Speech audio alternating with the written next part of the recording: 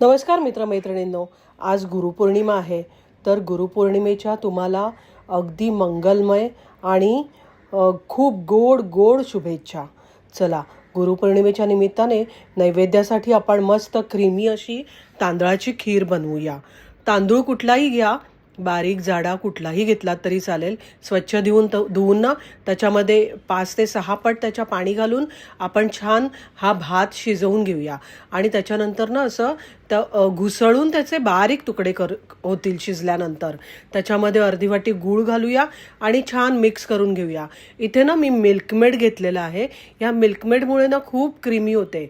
Milkmaid घाला अर्धी वाटी, अर्धी पाऊण वाटी दूध घाला, त्याच्यानंतर अर्धी ते पाऊण वाटी ओलं खोबरं घाला, अर्धी वाटी सगळा सुकामेवा तुम्हाला जे आवडतील ते ड्रायफ्रूट्स घाला आणि छान मिक्स करून ना ही खीर आपण शिजू देऊया. किती मस्त क्रीमी खीर दिसते बघा. आणि अशा प्रकारे आपली खीर झाली सुद्धा.